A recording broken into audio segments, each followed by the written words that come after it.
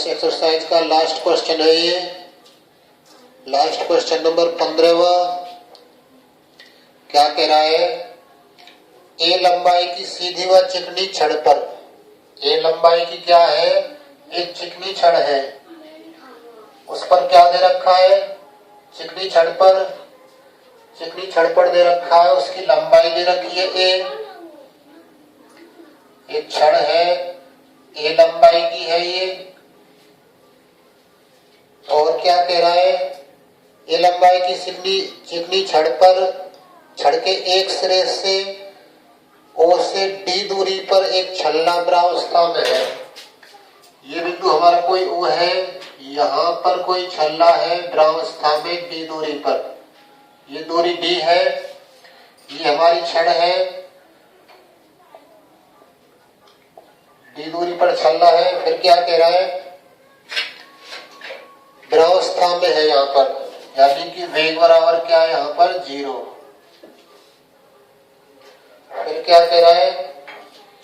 छड़ को अचानक क्षैतिज समतल में सिरे ओ के सापेक्ष अचर केंद्रीय कोणीय वेग ओमेगा से घुमाया जाता है। क्वेश्चन नंबर 15 में दे रखा है थीटा डॉट कोणीय वेग क्या है? ओमेगा। ये कैसा है? अचर है। फिर क्या कह रहा है? ओमेगा से घुमाया जाता है। सिद्ध कीजिए कि छल्ला इतने समय पश्चात इस वेग से छड़ को छोड़ देगा। समय t पूछ रहा है, समय t बराबर सिद्ध करना है। इसमें कितना है समय t बराबर? 1/ओमेगा, 1/ओमेगा कॉस हाइपरबोलिक a/d। ये प्रूफ करना है। वेग की बात कर रहा है वो, इसमें वेग क्या दे रखा है? वेग सिद्ध करना है ओमेगा √2a² - d², ये सिद्ध करने हैं। तो दोनों को सिद्ध करने के लिए हम क्या करेंगे? ये यहाँ पर जो समतल दे रखा है वो चिकना है, क्योंकि समतल चिकना है, इसलिए क्या होगा? समतल चिकना है इसलिए क्या होगा? समतल चिकना है तो हमारा अरीय त्वरण क्या होगा? अरीय त्वरण बराबर 0। अरीय त्वरण 0 हो जाएगा। अरीय त्वरण 0 हो जाएगा तो इसका मतलब क्या है कि हमारा r double dot minus r theta dot square की वैल्यू क्या होगी? 0। r डबल डॉट का मतलब क्या है? d2r/dt² बराबर, इसको उधर ले जाएं, dθ/dt, ऐसा रह जाएगा ये। तो d2r/dt² बराबर r ओमेगा स्क्वायर कह सकते हैं। dθ/dt की वैल्यू, dθ/dt की वैल्यू ओमेगा स्क्वायर। अब इसका समाकलन करने के लिए हम क्या कर रहे हैं? इसमें दोनों ओर 2dr/dt का गुणा करा रहे हैं। इसमें दोनों ओर क्या करवा रहे हैं? 2dr/dt, और ये जैसे तैसे ओमेगा स्क्वायर 2r/dr/dt, इसमें गुणा करवा दिया। ओमेगा स्क्वायर जैसे तैसे, r हमारा है ही, 2dr/dt का गुणा करवा दिया। इसका फायदा क्या होगा कि ये जो हमारे पास में इतना पूरा है, ये d/dt बन जाएगा किसका? dr/dt के होल स्क्वायर का। इधर क्या बन जाएगा? ये ओमेगा स्क्वायर, ये d/dt किसका बन जाएगा? ये बन जाएगा r स्क्वायर का। तो अब हम क्या करेंगे? दोनों ओर समाकलन कर देंगे। इधर समाकलन करेंगे तो क्या आएगा? dr/dt का होल स्क्वायर आ जाएगा। इधर समाकलन करेंगे तो क्या आएगा? ओमेगा स्क्वायर, और कितना आ जाएगा? r स्क्वायर प्लस एक कांस्टेंट c। तो ये हमारी समीकरण 1 बन गई। समाकलन करेंगे तो अवकलन समाकलन कैंसिल हो जाएंगे, अवकलन समाकलन कैंसिल हो जाएंगे दोनों, तो केवल r स्क्वायर रह जाएगा। ओमेगा स्क्वायर जैसे तैसे, यहाँ पे समाकलन और अवकलन और समाकलन कैंसिल हो जाएंगे, dr/dt का होल स्क्वायर बचेगा। अब हमारा काम है इस c का मान निकालें। c का मान कैसे निकालेंगे? प्रारंभ की शर्तों से। प्रारंभ में क्या क्या है हमारा, t बराबर 0 पर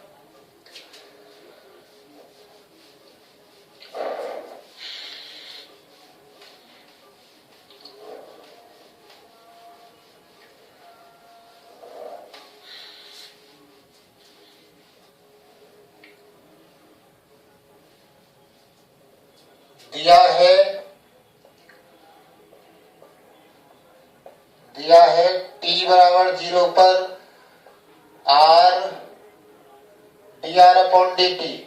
dr अपॉन dt क्या है, dr अपॉन dt की वैल्यू 0 है। क्यों है 0, क्योंकि जब छल्ला प्रारंभ में है, द्रवावस्था में है, द्रवावस्था में, तो इस वजह से dr अपॉन dt यानी वेग की वैल्यू क्या हो जाएगी 0। तो dr अपॉन dt की वैल्यू 0, यहाँ पर हम r की जगह क्या लिख रहे हैं, तथा r बराबर क्या है, छल्ला प्रारंभ में d दूरी पर है, तो ये क्या हो जाएगा, समीकरण 1 में रख रहे हैं, समीकरण 1 में मान रखने पर, समीकरण 1 में मान रख रहे हैं यहाँ पर, तो क्या आ जाएगा, dr अपॉन dt की जगह 0 लिख रहे हैं, 0 बराबर कितना, ओमेगा स्क्वायर, r की जगह d लिख रहे हैं, d स्क्वायर प्लस c, इसका मतलब c का मान क्या आ जाएगा, माइनस के omega square D square, omega square D square को इधर भेज देंगे, c का मान समीकरण 1 में रख दें, c का मान समीकरण 1 में रखने पर, समीकरण 1 में रखने पर क्या आएगा, dr अपॉन dt का होल स्क्वायर बराबर क्या हो जाएगा, dr अपॉन dt का होल स्क्वायर क्या हो जाएगा, ओमेगा स्क्वायर r स्क्वायर, और c की वैल्यू कितनी, माइनस ओमेगा स्क्वायर और d स्क्वायर। हमें वेग चाहिए और समय चाहिए, तो वेग के लिए क्या करेंगे, यहाँ से ओमेगा स्क्वायर तो कॉमन आ रहा है, तो क्या रह जाएगा, dr अपॉन dt का, dr अपॉन dt की वैल्यू क्या हो जाएगी, अंडर रूट ओमेगा स्क्वायर और r square minus omega square और d square. Omega square common आ रहा है, तो क्या रह जाएगा, ये ओमेगा स्क्वायर कॉमन रह जाएगा, r square minus d square, r square minus d square रह जाएगा ये। अब क्या करेंगे, r square minus d square ये तो है ही हमारे पास में, ये हमारे पास dr अपॉन dt की वैल्यू है, हमें चाहिए समय, समय और क्या चाहिए, वेग। तो वेग की वो कह नहीं रहा कि कौन सा वेग है, अर्य वेग है या अनुप्रस्थ वेग है, केवल वेग शब्द दिया हुआ है, तो इसका मतलब कौन सा वेग है, वो परिणामी वेग है। तो परिणामी वेग क्या होगा, वेग जो कि हमारा क्या होगा, परिणामी वेग, परिणामी वेग, परिणामी वेग क्या हो जाएगा, वेग बराबर अंडर रूट कितना, अर्य वेग का स्क्वायर, अर्य वेग स्क्वायर प्लस अनुप्रस्थ वेग स्क्वायर, अनुप्रस्थ वेग स्क्वायर। तो वेग का मान क्या आ जाएगा, वेग बराबर हो जाएगा कितना, अंडर रूट अर्य वेग, अर्य वेग क्या होता है, r डॉट होता है, r डॉट स्क्वायर प्लस अनुप्रस्थ वेग कितना होता है, अनुप्रस्थ वेग क्या होता है, r theta dot, r theta dot का स्क्वायर। तो this equal to under root r dot हम निकाल चुके, r डॉट का मतलब dr अपॉन dt से है, तो dr अपॉन dt का स्क्वायर यानी कि ये आ जाएगा omega square r square minus omega square और d square. dr upon dt ये रहा, ये रख दिया यहाँ पर, plus r square theta dot, theta dot की वैल्यू क्या है, थीटा डॉट की वैल्यू ओमेगा है, ओमेगा स्क्वायर। तो ये कितना हो जाएगा, अंडर रूट, ये 2r स्क्वायर हो जाएंगे, 2r square minus omega square और d स्क्वायर, और इसमें भी ओमेगा स्क्वायर है, 2 omega square r square minus omega square d square, इतना रह जाएगा ये। अब क्या करेंगे, अब हमें तो जब चाहिए वे कब, जब छल्ला छड़ को छोड़ देता है, छल्ला छड़ को कब छोड़ देगा, जब वो a दूरी तय कर लेगा, a दूरी तय कर लेगा तो छल्ला छड़ को छोड़ देगा, कैसे, चित्र से देखते हैं। चित्र से पता चलेगा हमें कि छल्ला छड़ को कितनी दूरी पर छोड़ेगा।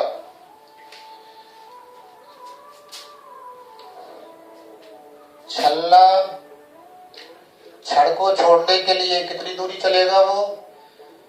ये हमारी कोई छड़ है इस टाइप की, इसमें कोई छल्ला यहाँ पर है, यहाँ पर ये डी दूरी पर है, डी दूरी पर है, और ये पूरी दूरी कितनी है हमारी ए है। तो छल्ला छड़ को छोड़ देगा तो ये बाहर की ओर गमन करेगा, बाहर की ओर गति करेगा।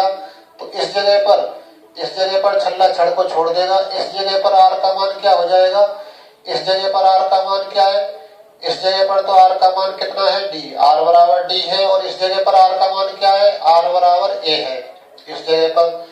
तो हम क्या करेंगे, छल्ला जब छड़ को छोड़ेगा तो हम आर बराबर क्या रखेंगे, ए रख देंगे इसमें। तो इसको नाम दे देते हैं समीकरण 2। समीकरण 2 में आर बराबर ए रखने पर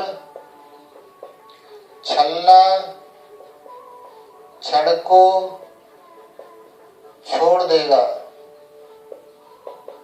छल्ला कब छड़ को छोड़ेगा, जब आर बराबर ए हो जाएगा।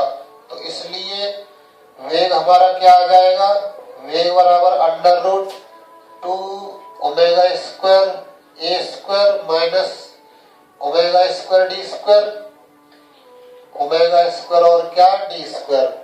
ओमेगा स्क्वायर कॉमन आ रहा है तो क्या बचेगा अंडर रूट के अंदर, ओमेगा स्क्वायर कॉमन क्या रह जाएगा, 2a square minus D square.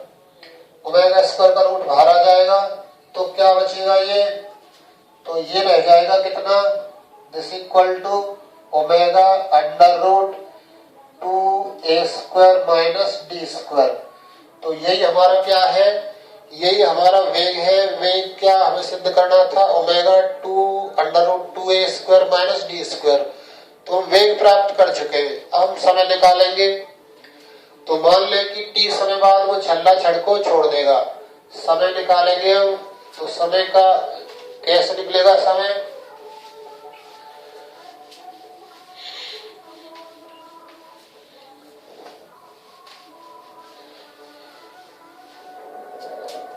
माना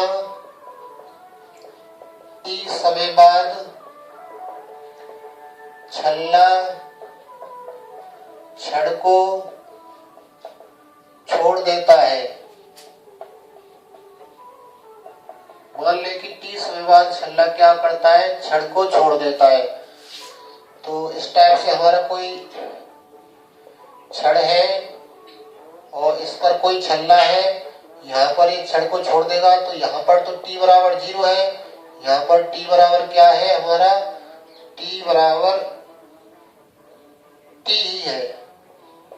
इस जगह पर r का मान क्या है, r बराबर d है, और इस जगह पर r का मान क्या है, r बराबर a है। तो हमारा जो dr/dt आया था, dr/dt का स्क्वायर, क्योंकि dr/dt का स्क्वायर कितना आया था, R square omega square minus omega square और डी स्क्वायर ये आया था। तो इसमें से ओमेगा स्क्वायर कॉमन आ रहा है, अंडर रूट में भेज दें तो dr/dt की वैल्यू क्या हो जाएगी, अंडर रूट कितना, R square omega square minus omega square D square. तो dr/dt क्या मिलेगा, यहाँ से ओमेगा स्क्वायर कॉमन आ रहा है, बाहर आकर ओमेगा रह जाएगा केवल, तो R square minus D square बच जाएगा। तो आर वाले टर्म एक तरफ कर ले, dt वाले टर्म एक तरफ कर ले, dt को उधर भेज दें तो क्या रह जाएगा, यहाँ पर dr अपॉन अंडर रूट कितना, R square minus D square इतना रह जाएगा यहाँ पर ये, और बराबर कितना, ओमेगा को इधर ले आए, ओमेगा भी नीचे आ जाएगा, और इधर क्या रह जाएगा dt।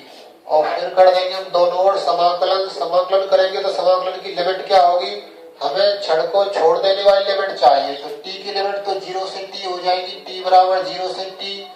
r की लिमिट क्या हो जाएगी, d से लेकर a तक। इस समाकलन को सॉल्व करेंगे और अभीष्ट आंसर समय का मान निकालेंगे क्योंकि ये लिमिट हमारी किसकी है, जब छल्ला छड़ को छोड़ देता है। टी समय बाद छोड़ता है, प्रारंभ में समय 0 है, विरामावस्था में है तो समय 0 है। तो क्या होगा इसका समाकलन, तो समाकलन का इसका फॉर्मूला लॉग में भी है और हाइपरबोलिक इनवर्स में भी है। तो जैसा हमें आंसर चाहिए वही वाला फॉर्मूला लगाएंगे। तो 1/ओमेगा तो है ही ये, तो इसमें हम फॉर्मूला लगा दें cos hyperbolic inverse r/d। cos hyperbolic omega तो कांस्टेंट है 1/ओमेगा, cos हाइपरबोलिक r/d इसका समाकलन होगा। और लिमिट क्या है, d से a तक बराबर कितना है, इसका समाकलन कर दें। इसका समाकलन t होगा लिमिट 0 से t तक। अब इसमें लिमिट रखें तो 1/ओमेगा क्या, cos hyperbolic inverse a/d minus cos hyperbolic inverse d/d हो जाएगा और बराबर t माइनस 0। अपर लिमिट रख दें t की जगह और 0 लिमिट रख दें लोअर लिमिट, तो t माइनस 0 हो जाएगा। अब क्या होगा 1/ओमेगा cos हाइपरबोलिक इनवर्स a/d, इसकी वैल्यू क्या हो जाएगी cos हाइपरबोलिक इनवर्स 1 और बराबर क्या रह जाएगा t, इसकी वैल्यू 0 हो जाएगी। cos हाइपरबोलिक इनवर्स की वैल्यू क्या हो जाएगी 0 डिग्री होता है। तो 1/ओमेगा cos हाइपरबोलिक इनवर्स ये हमारा a/d जैसे तैसे माइनस 0 बराबर कितना t। तो इसका मतलब t की वैल्यू क्या हो गई 1/ओमेगा cos हाइपरबोलिक इनवर्स a/d हो गई। और ऐसा ही हमें सिद्ध करना है कि इतने समय पश्चात छल्ला छड़ को छोड़ देगा। तो ये जो समय आया है वो हमारा कौन सा समय है, जब छल्ला छड़ को छोड़ देता है वो वाला समय है ये। तो इस समय यही हमें ज्ञात करना था। अब इसके कुछ एग्जाम्पल देख लेते हैं। एग्जाम्पल देखो, एग्जाम्पल नंबर है 4, वो भी ऐसा ही है। एग्जाम्पल 4 देखें क्या कह रहा है एग्जाम्पल 4 में। एग्जाम्पल 4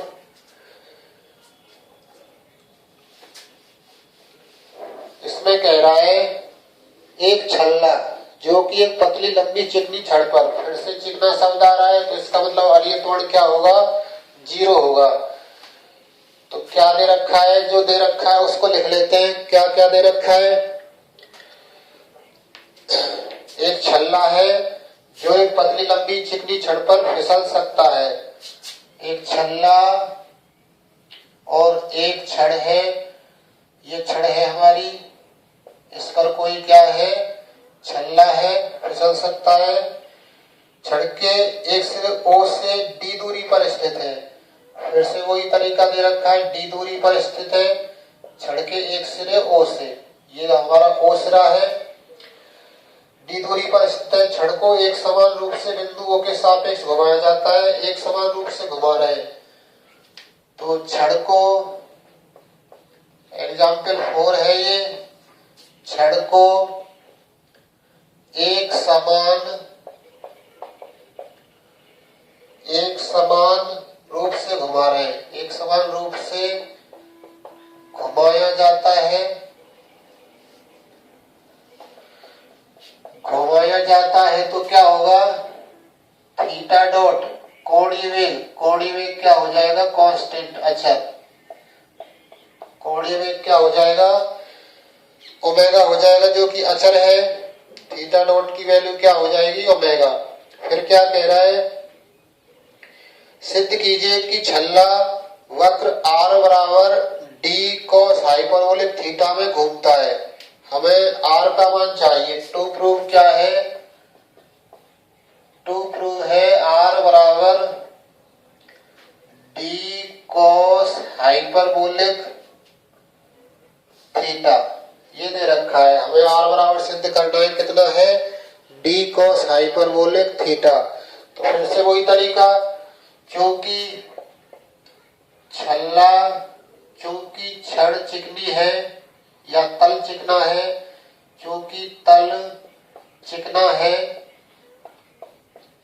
है तो क्या होगा, चिकना होगा तो क्या होगा अरीय त्वरण 0 हो जाएगा, चिकना है इसलिए अरीय त्वरण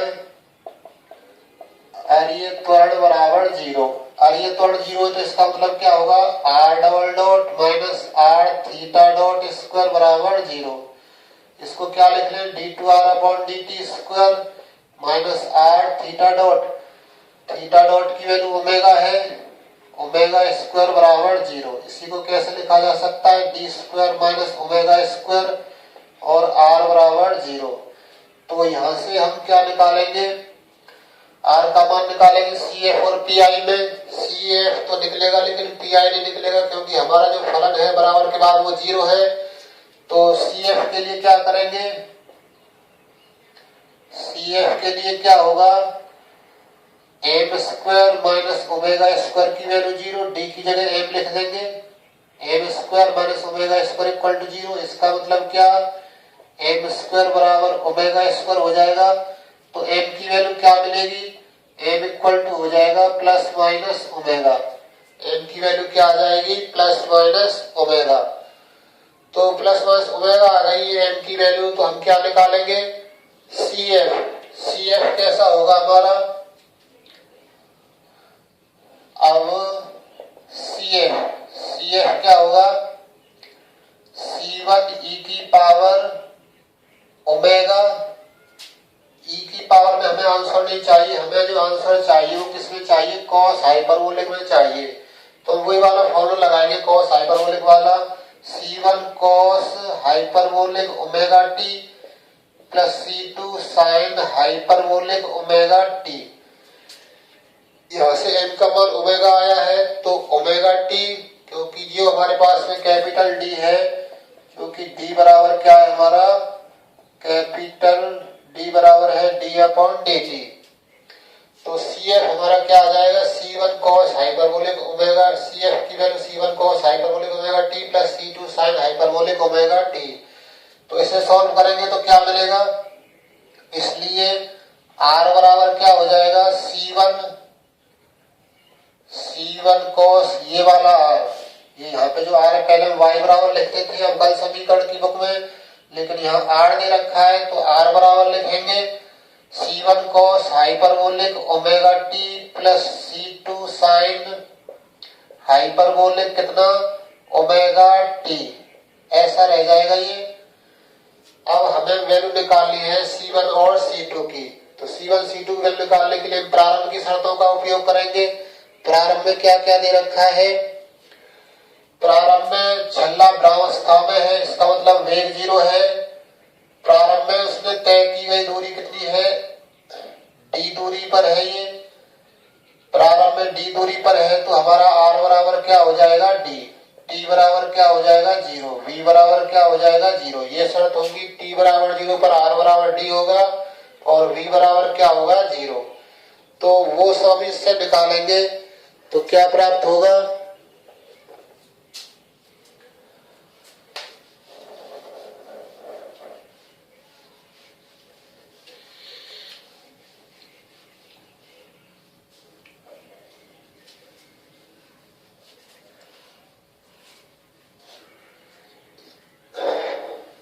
ये हमारा समीकरण, यदि चाहे तो इसको 1 कह दे, मुख्य समीकरण है ये।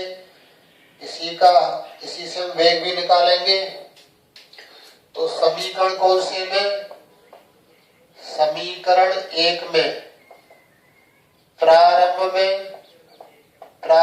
t बराबर 0 r बराबर 0 रखने पर क्या आएगा बताओ, r की जगह क्या लिख रहे हैं, r की जगह d लिख रहे हैं, r बराबर d है प्रारंभ में, तो यहाँ पर d हो जाएगा। तो d इक्वल टू क्या होगा, d इक्वल टू क्या आ जाएगा, C1 cos hyperbolic 0 plus C2 sign hyperbolic 0। d की जगह 0 लिख रहे हैं, C1 C2 अपने स्थान पर जैसे तैसे, r की जगह d लिख रहे हैं। तो d इक्वल टू क्या हो जाएगा, C1 इंटू 1 cos हाइपरबोलिक 0 की value 1, C2 sine hyperbolic value की 0। तो इसका मतलब C1 की वैल्यू क्या आ जाएगी, C1 की वैल्यू D मिल जाएगी। C1 का मान समीकरण 1 में रख देंगे तो R का मान मिल जाएगा। और C2 अभी नहीं मिला हमें, उसके लिए हम वे की कंडीशन लगाएंगे। तो समीकरण कौन से का, समीकरण 1 का ही अवकलन करेंगे। समीकरण 1 का अवकलन करने पर क्या आएगा, dr/dt हो जाएगा ये बराबर कितना, C1 cos hyperbolic omega t की वैल्यू क्या हो जाएगी, साइन हाइपरबोलिक ओमेगा t। फिर ओमेगा t का करेंगे तो ये क्या आ जाएगा, ओमेगा प्लस इसका करेंगे कितना हो जाएगा, C2 sine hyperbolic omega t का करेंगे तो cos हाइपरबोलिक ओमेगा t। और फिर ओमेगा t का करेंगे तो कितना हो जाएगा, ओमेगा। ये हमने इसका अवकलन कर दिया। t के सापेक्ष C1 कांस्टेंट है, cos हाइपरबोलिक का साइन हाइपरबोलिक में हो गया, साइन हाइपरबोलिक t का क्या हो जाएगा, cos हाइपरबोलिक में।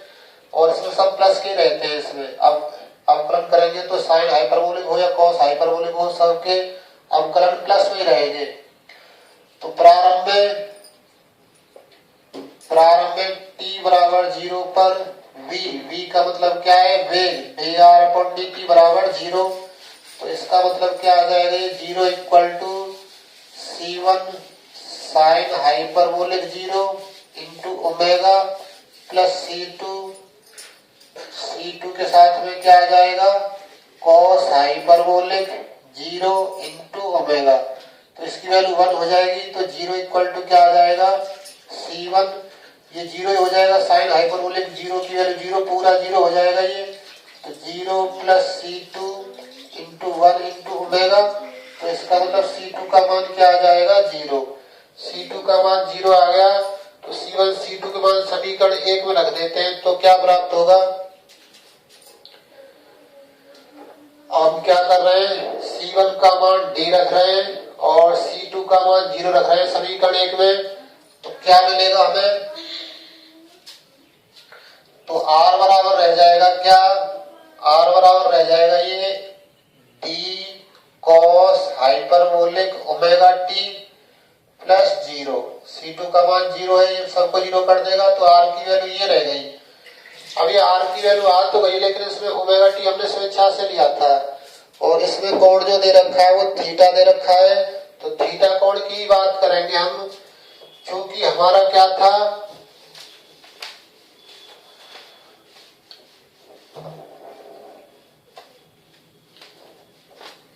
क्योंकि क्या है, क्योंकि थीटा डॉट हमारा क्या था, ओमेगा था। तो इसका मतलब कितना, D theta upon D T बराबर ओमेगा।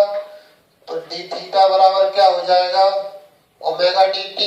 तो थीटा बराबर क्या हो जाएगा, ओमेगा टी प्लस सी। तो इसका समाकलन करने पर आएगा ये ओमेगा टी प्लस सी। तो प्रारंभ में क्या है, t बराबर 0 पर थीटा कोई डिग्री कोण नहीं घूमा है तो थीटा बराबर 0। तो इसमें रख देंगे थीटा बराबर 0, t बराबर 0। तो c का मान क्या आ जाएगा, 0। तो थीटा बराबर क्या हो गया, ओमेगा टी। अब ओमेगा टी की जगह इसमें हम क्या रख दें, समीकरण 2 में ओमेगा टी की जगह क्या रख दें, थीटा। तो इसलिए समीकरण 2 से R बराबर क्या आ जाएगा, d cos hyperbolic omega T का मतलब थीटा यहाँ रख रहे हैं तो ये रह जाएगा थीटा।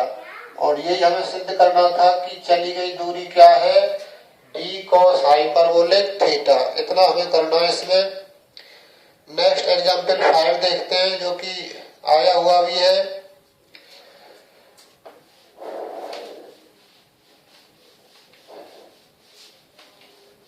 एग्जाम्पल 5 में क्या कह रहा है, पहले क्वेश्चन पढ़ लें। ये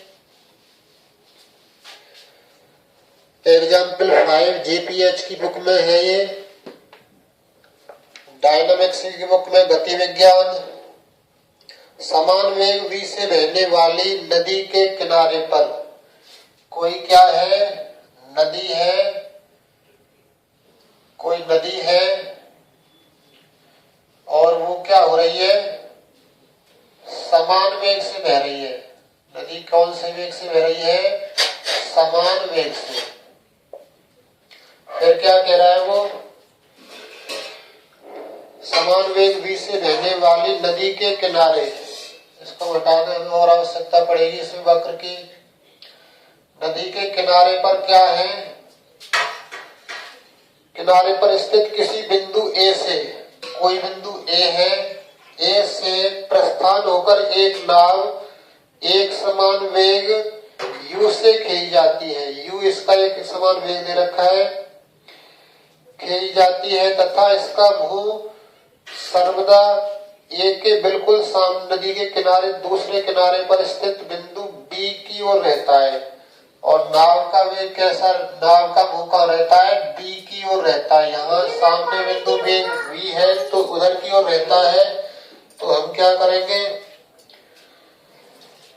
तो ये हम इनको मिला देते हैं बिंदुओं को। यहाँ से नाव जा रही है तो पानी का बहाव इस तरफ है, v वेग है, नाव यहाँ से चल रही है, यहाँ से जाएगी तो सीधे सीधे तो नहीं जा पाएगी क्योंकि नदी का भी वेग है कुछ ना कुछ। ये हमारी क्या है? नदी का वेग v है। तो नदी का वेग v है तो इसको कुछ ना कुछ ये आगे होते हुए ले जाएगा। मान लो ये कभी t समय पर बिंदु P पर है, कभी t समय पर कहां पर है? बिंदु P पर। तो ये तो हो जाएगी हमारी कौन सी रेखा? प्रारंभिक रेखा हो जाएगी ये। और ये रेखा कौन सी हो जाएगी? हमारी ध्रुवांतर रेखा। ये हमारी ध्रुवांतर रेखा हो जाएगी क्योंकि ये प्रारंभिक रेखा है तो ये कोण थीटा होगा, ये कोण थीटा है। और इसका जो मुंह है, नाव का मुंह, नाव जब इस जगह पर पहुंचती है तो नाव का मुंह हमेशा किसकी ओर है? B की ओर है। तो इसका जो वेग है वो B की ओर ही कार्य करेगा, यू B की ओर कार्य कर रहा है। और नदी का वेग किधर है? नदी का वेग बिल्कुल सामने है। कौन कितना वेग है? ये v। तो ये कोण थीटा है तो ये कोण कितना हो जाएगा? 90 माइनस थीटा हो जाएगा। ये कोण 90 माइनस थीटा है तो ये कोण भी कितना हो जाएगा? 90 माइनस थीटा, क्योंकि वही रेखा है, ये रेखा आगे चल रही है और ये इसके समांतर है तो ये कोण 90 माइनस थीटा है तो ये कोण भी 90 माइनस थीटा होगा। तो इस v के कारण इसकी दिशा में घटक क्या हो जाएगा? v cos 90 माइनस थीटा हो जाएगा। और लंबत वाला घटक क्या हो जाएगा? लंबत वाला इस ध्रुवांतर रेखा के लंबत, ये 90 माइनस थीटा है, लंबत घटक क्या हो जाएगा? v sin 90 minus theta. ये हमारा कौन सा घटक हो जाएगा? लंबत वाला। तो क्या करेंगे? और इन सब की सहायता से हम किसका? वक्र का समीकरण निकालेंगे। और हमें क्या सिद्ध करना है? खींच जाती है तो नाव के पथ का समीकरण पूछ रहा है, पथ का समीकरण निकालना है। यदि v बराबर u है तो सिद्ध कीजिए बिंदु पथ परवलय होगा। और यदि b बराबर क्या है? u, तो हमें सिद्ध करना है इसका जो बिंदु पथ है वो क्या होगा? परवलय का समीकरण होगा। तो देखते हैं किस प्रकार से होता है।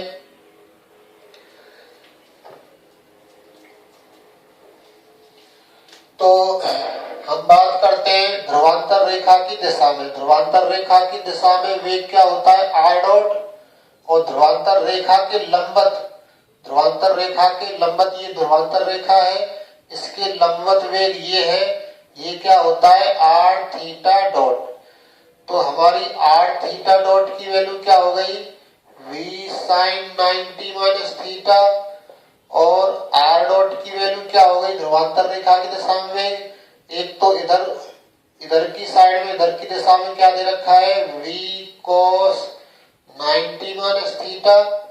और u इसका विरोध कर रहा है, u इसके विपरीत दिशा में तो माइनस का u। तो इसका मतलब क्या होगा? इन दोनों को हल कर लेते हैं तो ये क्या रह जाएगा? r थीटा डॉट बराबर कितना?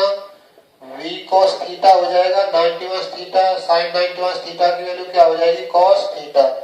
इतना प्राप्त हो जाएगा ये। और कितना? यदि चाहें तो इस थीटा डॉट को क्या लिख लें? d थीटा अपॉन dt, जिससे कि हमें पथ का समीकरण निकालने में आसानी रहे। यहाँ पर क्या होगा? r डॉट को क्या लिख लें? dr upon dt। तो इसकी वैल्यू क्या हो जाएगी? cos 90 माइनस थीटा क्या हो जाएगा? sin theta. तो ये हो जाएगा v sin theta minus u, इतना प्राप्त हो जाएगा। अब इन दोनों समीकरणों से हमें क्या निकालनी है, पथ की समीकरण। इनको नाम दे दें समीकरण 1 और समीकरण 2। इन दोनों से क्या निकालनी है हमको, पथ की समीकरण। पथ की समीकरण के लिए t नहीं होना चाहिए, पथ की समीकरण r और थीटा में आती है, तो t हटाना पड़ेगा, हमें dt हटाना पड़ेगा। dt हटाने के लिए क्या कर दें, 1/2 कर दें या 2/1 कर देते हैं। तो ऐसे कर देंगे तो dt कट जाएगा ये, तो हम समीकरण 2 समीकरण 1 कर देते हैं। क्या मिलेगा, समीकरण 2 समीकरण कौन सा, 1 कर रहे हैं, तो दिस इंप्लाइज क्या होगा, dr/dt के अपॉन में क्या आ जाएगा, r dθ/dt बराबर इधर क्या रहेगा, v cos थीटा अपॉन में कितना, v sin theta minus u।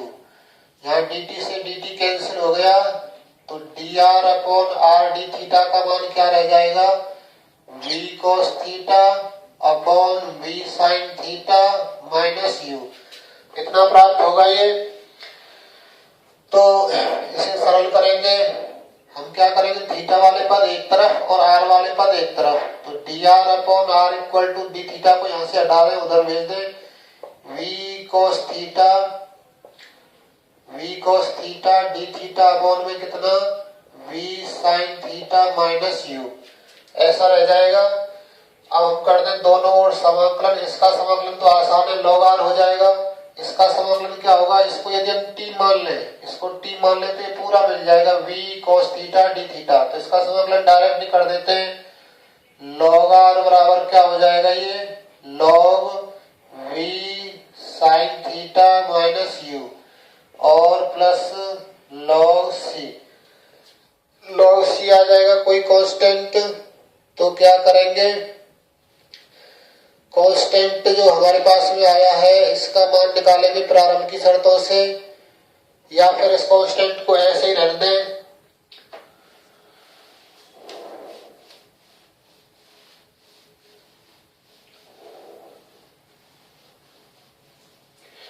तो क्या रह जाएगा, ये log r बराबर कितना, v sin theta minus u और इंटू c, log में ही आएगा ये भी, log r बराबर log, अब log से log कैंसिल, r बराबर क्या रह जाएगा, v sin theta minus u into c, ऐसा रह जाएगा ये। तो ये हमारी r की वैल्यू आ गई, जो कि अभीष्ट पद का समीकरण है, जो कि अभीष्ट किसका, अभीष्ट पथ का समीकरण है। ये हमारा पथ का समीकरण आ जाएगा। अब क्या करेंगे, अब क्या हो जाएगा ये, अब इसमें हम क्या रख रहे हैं, v बराबर u लिख दें, v बराबर u रखने पर,